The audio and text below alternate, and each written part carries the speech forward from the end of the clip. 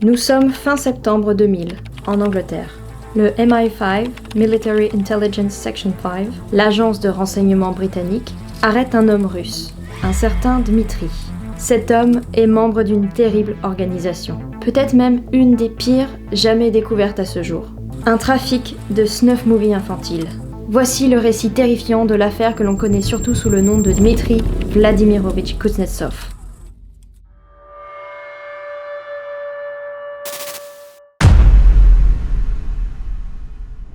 Retour aux origines.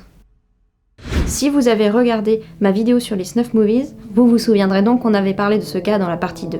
Si jamais vous voulez voir ces deux vidéos sur les snuff movies, je vous invite à cliquer sur le lien qui s'affiche juste là-haut. Ce cas est très compliqué pour deux raisons. Dans cette affaire déjà, il y a deux Dmitri. Le Dmitri Vladimirovitch Kuznetsov, mais aussi Dmitri Ivanov. En faisant mes recherches, j'ai remarqué que certains articles avaient tendance à confondre les deux noms. Enfin, en tout cas, j'ai l'impression. Donc j'espère que je pourrai vous donner les bonnes informations concernant qui a fait quoi. Alors sachez que pour éviter de trop mélanger ces deux personnes, je vais surtout employer le prénom Dmitri, comme ça, dans le doute. Autre problème et pas des moindres, le manque de sources. Tout ce que je vais vous dire dans cette vidéo se base surtout sur un seul article de The Observer datant du 1er octobre 2000 et écrit par Jason Bourke. Le journaliste affirme avoir eu ces informations de la part d'une personne du MI5 au gouvernement qui aurait enregistré le témoignage de Dmitri. J'ai pas compris pourquoi il y avait aussi peu d'informations sur ce cas, parce que franchement, c'est un des rares qui prouverait l'existence des snuff movies. Est-ce qu'on nous cache des choses ? Commençons d'abord par voir les prémices de cette histoire. Dmitri Kuznetsov est à l'origine un jeune mécanicien automobile de 30 ans. Il travaille à Moscou, en Russie. En 1998, il quitte son emploi et se reconvertit tout seul en tant qu'expert informatique. Son objectif est très clair. Il veut se consacrer à l'industrie du X, parce qu'il a bien compris que ça pouvait rapporter un max. Et il trouve rapidement son marché. Ce qui se vend le plus cher est bien sûr ce qui est le plus interdit, la pédopornographie. Et même plus loin encore, vous l'avez deviné, les snuff movies. Pour rappel, ce sont des vidéos où les personnes meurent réellement devant l'œil de la caméra. Et pas que l'œil de la caméra d'ailleurs. Parallèlement, le second Dmitri, donc Ivanov normalement, travaille pour la mafia russe. Et lui, en 1998, il prend un avion direction les États-Unis. Et pendant 2 longues années jusqu'à son arrestation, il va se consacrer à fond à la production de films pédopornographie ultra violents, dont des snuff movies. Vous l'avez compris, les deux Dmitri ont un but commun, donc ils collaborent ensemble. Alors je sais pas du tout comment ils se sont rencontrés, ni où, ni... on sait pas, c'est pas dit. En tout cas, ce qui est sûr, c'est que ça a été les deux collègues de l'enfer. Une fois associé, le Dmitri informaticien modernise petit à petit son équipement. Pour faire simple, il essaye de développer un système qui permettrait d'envoyer les vidéos à ses clients directement par mail. Car je le rappelle, à l'époque, il était encore difficile de se procurer des vidéos. Nous sommes aux prémices de l'apparition du DVD qui naît en 1995, donc à ce moment-là, c'est plutôt la cassette VHS qui règne en maître. Donc mail, cassette... Et en plus, c'est seulement depuis 1996 qu'un enregistrement peut se faire de façon numérique. Il était donc assez compliqué de transmettre les vidéos commandées par les clients sans se faire repérer. Un trafic inhumain. Pendant ces 2 longues années, les hommes vont recruter une centaine d'enfants dans les rues et les gares, et notamment des garçons. Et j'ai bien dit recruter et pas enlever. Ces enfants viennent de banlieues pauvres et sont issus de familles défavorisées. Ils se retrouvent alors à errer dans des gares, soit parce qu'ils ont fui les problèmes de leur famille, soit parce qu'ils cherchent un emploi pour subvenir à leurs besoins justement. Et ils ont donc forcément besoin d'argent. Et pour les appâter, rien de plus simple. Dmitri et ses hommes de main leur proposent de venir avec eux en échange d'un bon lit ou d'un repas chaud.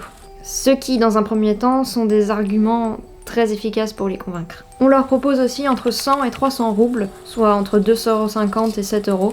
Mais pour avoir accès à tout ça, ils doivent accepter d'être filmés et d'aller recruter d'autres garçons.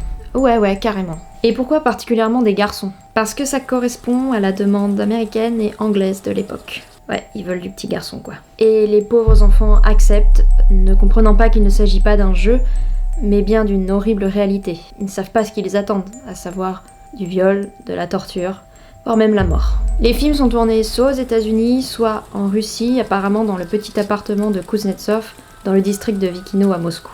Les vidéos d'enfants montrés nus ou en train de se déshabiller appartiennent à la catégorie snipe. Et plus épouvantable encore, les vidéos où on pouvait voir ces enfants être violés, torturés jusqu'à leur mort, étaient baptisées nécros pédo. Nécros qui vient du grec et qui signifie la mort, et pédo, l'enfant, la mort de l'enfant. Les enfants ont entre 9 et 15 ans. Il faut savoir que les vidéos ne sont pas uniquement envoyées en Angleterre ou aux États-Unis, mais bien dans d'autres pays. L'envoi passe par 2 firmes russes, Timosy Video et Flower 2. Des noms qui ne veulent pas dire grand-chose et qui pour le coup cachent plutôt bien leur jeu. Et les vidéos se vendent de plus en plus cher. Les pédophiles britanniques payent d'abord entre 50 et 100 livres la cassette, sachant que d'autres frais pouvaient s'ajouter évidemment s'ils voulaient avoir accès au site web qui proposait des scènes d'abus extrêmes. Puis finalement, les prix augmentent, vous connaissez, l'offre, la demande, tout ça. Elles sont vendues entre 300 et 4000 livres, voire 6000 livres, ça dépend des sources. Et ce qui fait varier autant les prix, c'est surtout en fonction des sévices infligés aux enfants. C'est là qu'on remarque qu'il y a quand même des premiers prix relativement accessibles, mais que les autres sont clairement pas ciblés pour ce qu'on pourrait appeler des smicards. Comme quoi ça dépend vraiment pas de la classe sociale, du niveau de salaire, il y a des fous partout. Et même plus qu'on le croit chez les riches. Et en plus les clients récidivent, ils vont pas commander une seule cassette, ils vont en commander plusieurs, et à plusieurs reprises. En tout cas c'est ce qu'avance le journal napolitain Il Mattino qui a publié la retranscription d'un échange de mails entre un client italien et les vendeurs russes. Tout ça tiré aussi a priori de l'enregistrement fait par le MI5. Promets-moi que tu ne m'arnaques pas. Dimitri, dis-moi la vérité. Du calme. Je peux t'assurer que celui-là meurt vraiment. Tu sais, la dernière fois que je t'ai payé, j'ai pas eu ce que je voulais. Alors qu'est-ce que tu veux? Tu sais, je veux voir ces enculés mourir. C'est pour ça que je suis là. Ah oui, rien que ça. En septembre 2000, c'est là que Dmitri va rapporter une bonne grosse partie de ses productions en Angleterre à Londres.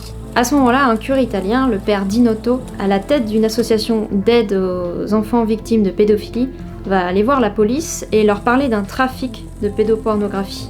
Et c'est là que les autorités vont commencer à vraiment remonter la piste jusqu'aux hommes russes. Après, ça faisait un moment que le MI5 les recherchait. Ils savaient très bien qu'ils allaient finir par venir en Angleterre, potentiellement pour vendre davantage, c'est ce que j'ai compris. En tout cas, ça y est, Dmitri est identifié par la police. Les douanes et la police britannique ont réussi à retracer l'origine des vidéos retrouvées en Russie et au Royaume-Uni. En fait, les vidéos commandées sont interceptées par la douane au moment où elles entrent sur le territoire italien par la poste. Et là, des policiers sous couverture récupèrent les colis, les remballent, et si j'ai bien compris, les livrent, sûrement pour retrouver la trace de d'autres personnes. Je vais vous lire une déclaration d'un haut fonctionnaire des douanes. Nous avons vu des choses très graves, impliquant des abus sadiques sur de très jeunes enfants, mais des morts réelles sur des films vont encore plus loin. C'est très inquiétant. Ah, c'est sûr que ça doit être traumatisant de regarder ça, même si c'est dans le cadre du travail et que t'es censé être habitué à des trucs chelous. Mais là, on n'est jamais vraiment prêt à ça. En Angleterre, l'appartement de Dmitri est perquisitionné. Et là, la police n'est pas au bout de ses surprises. 2 jeunes garçons sont retrouvés dans ce studio miteux. Dans un sale état, j'imagine, en tout cas, rien n'est mentionné à leur sujet. En plus de ça, un nombre incroyable de vidéos et de documents porno sont saisis.